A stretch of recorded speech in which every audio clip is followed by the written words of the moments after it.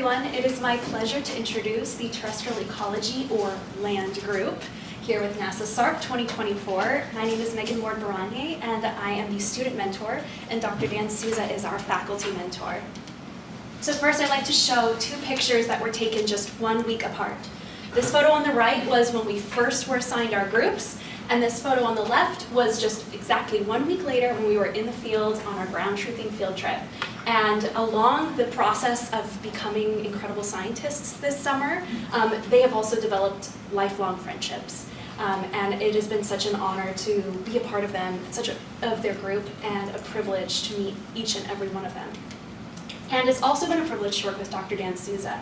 Dr. Dan Souza has been an incredible mentor to me and all of our students. And one thing I really admire is that he made sure that each one of their projects really reflected their passions. And I think you'll all see that today in their presentations. Dr. Dan Souza is a professor at San Diego State University in the Department of Geography. He earned his bachelor's at University of California, Davis, and his master's and PhD from Columbia University.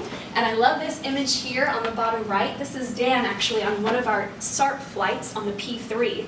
Dan was the communicator between the pilots in the cockpit and all of the scientists on board. And this was a really special flight because we were actually studying land from the sky with ELVIS. ELVIS is NASA's Land, Vegetation, and Ice Sensor. It's an airborne LiDAR that studies surface topography as well as 3D structure. And this is the P3 that the instrument was on board. And here's our group. We were really fortunate because all of us in the land group actually got to be on this flight collecting this data. And we were really grateful, especially that Rob, who's running the instrument on board, was willing to take the time to teach us exactly how the instrument works and what the data looks like in real time as it's collected. Here's Angelina, one of our land group members, right there in the seat Rob was sitting in. It was really special. And I think these photos speak for themselves, just how much fun the students had on these flights. They were learning science and they were smiling the whole time. It was really awesome. And what was really cool, especially about this flight on the P3, is that we flew over a place called Sedgwick Reserve, which is run by the University of California Natural Reserve System. It's located in Santa Barbara County. It's a research facility, education facility, and also a conservation facility as well. And we flew right over it and collected our surface topography and 3D structure data. And we actually got to go in the field and learn how to ground truth that data as well. Here we are doing drone LiDAR at Sedgwick Reserve, and it was just so cool. Everyone had a blast watching the drone and seeing how it works from the controller. It was a lot of fun. And besides ELVIS, in previous SARP campaigns, another instrument has been flown, AVIRIS, the Airborne Visible and Infrared Imaging Spectrometer, which basically measures light reflected from the surface across a wide range of wavelengths, including those that your eyes can't see. And so I want to send a huge shout out to Dr. Dar Roberts and Francisco Ochoa, who taught us how we can ground truth AVIRIS data and measurements as well. And we did that through fractional cover at Sedgwick Reserve, as well as through field spectroscopy. And it was so much fun. Here's Garrett even running the instrument as well. And in addition, we did whole air sampling at Sedgwick Reserve, and that brought a lot of smiles to their faces as well. You can see Emily here. She's taking a sample of the doveweed, and Hannah over there taking a sample of the California sagebrush at Sedgwick. Now, it is my honor to introduce each one of the members of the LAND group. So first I'd like to talk about what an opportunity that students from all across the nation got to come together and form this incredible group. Ben and I are from California, but I've actually never been to any of the states that my other students are from, and they taught me some really cool things. Now I can't wait to go visit. For example, Hannah told me all about the really beautiful lakes in Minnesota, and Emily talked about how in Kentucky the leaves change such beautiful colors in the fall that it can make you shed a tear. So really excited to see that for myself someday. But now I'll go into each one of our students individually. First, Garrett Hoving. They are studying at Carleton College, majoring in geology. Garrett makes the best fresh blueberry scones and always is willing to bake for everyone, and we really appreciate it. They will also always snorkel with you to find any leopard sharks or harbor seals that we see in the water. Sometimes they'll be in the water even longer than you are, and I love the excitement about the ocean. As well as if you are ever considering going to Crater Lake National Park, Garrett worked there before and can tell you all the secret spots to go. And I also like to call, in my mind, Garrett the code whisperer. He's really good with code. And Garrett's project is predicting ammonia plume presence at feedlots in the San Joaquin Valley from visible and shortwave spectroscopy of the land surface. Next we have Ben Marshburn. Ben Marshburn studies at Cal Poly San Luis Obispo. He majors in marine science, and similar to Garrett, he's up for snorkeling anytime, but honestly, any beach activity, Ben will be there, including scuba diving.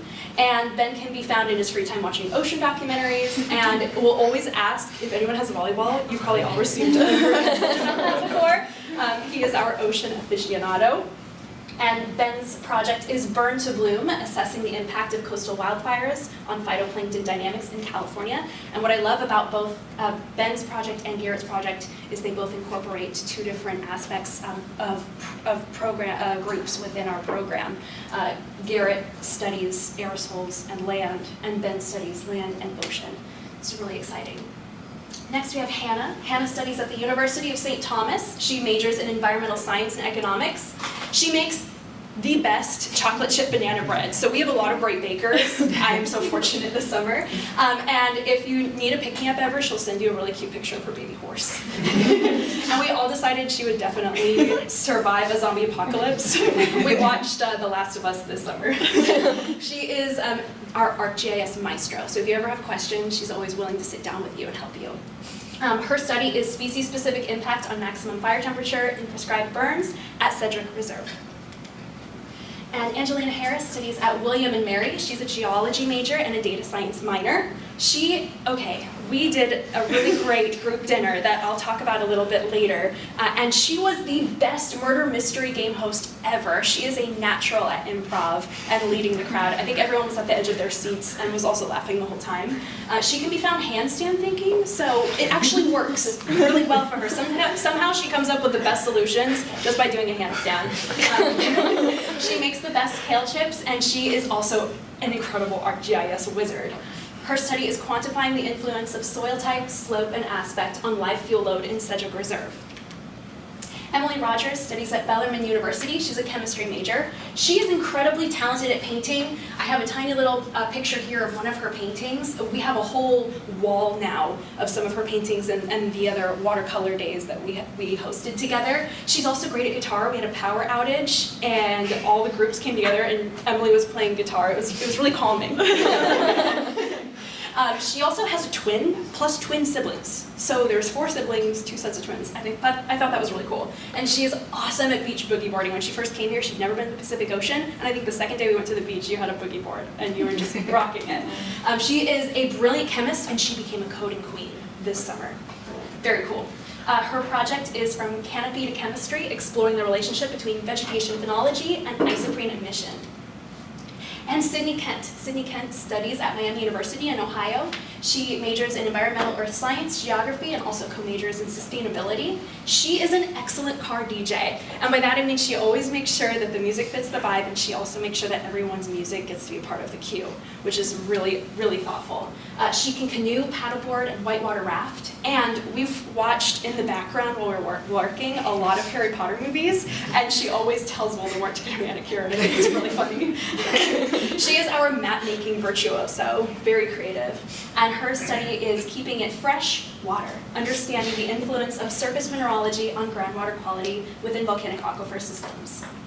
So again, I want to emphasize that through all the hard work that they've done this summer, they've also had a lot of fun, whether it be during our ground truthing trip in Sedgwick, having a great dinner together with Dr. Dar Roberts playing some really fun guitar songs that he all wrote himself, and if it was the weekends where we went to Jet Propulsion Laboratory for educational activity, or the farmer's market down the street, we did a lot of fun activities. Even on the weekdays, sometimes we'd have a watercolor Wednesday, you can see here. And of course, we took the opportunity to go to the beach. How could we not, especially with Ben in our group? It was a lot of fun. We did go whale watching. We didn't see any whales, but we did see a sunfish, so that was really cool. And of course, we went to Crystal Cove Shake Shack for a pick-me-up. And so I'll talk a bit more about our group dinner because this is a great example of just how creative these students are and how well they work together. They came up with this idea all on their own. They said, we're gonna do a Midwest meal, all right, bringing in their favorite Midwest recipes, but we're gonna surprise everyone with a murder mystery. And it was very successful. I think we played the game for almost 2 hours. And lastly, I'd like to talk about our morning meeting tradition, which was the bird and the word. And so for each of our morning meetings, whenever we would share our updates, we would also share a bird of the day and a word of the day, and they were always silly. And I don't know, I like everyone's sense of humor. So again, this is our Land Group 2024 in Sedgwick Reserve. And I'd like to thank everyone on the slide. Dr. Dan Souza, thank you so much for making this possible. Everyone in the Land Group, this has been a great summer. All of the science mentors, I really couldn't have done it without you. And of course, Dr. Deshaw, Sardana, you really have made these projects what they are today, and I thank you for that. All of you, we've had so much fun together. Stephanie, thank you for being a great leader, Rachel as well. And then, I guess, all of the faculty mentors as well. I'd like to say everyone has gained a lot of knowledge from you being here, and I appreciate the time you've taken to support this program. Dr. Jack Kay, Dr. Barry Leffer, and Dr. Melissa Martin as well, thank you very much for making sure that this opportunity is available to our students. And everyone else on this list, thank you, thank you.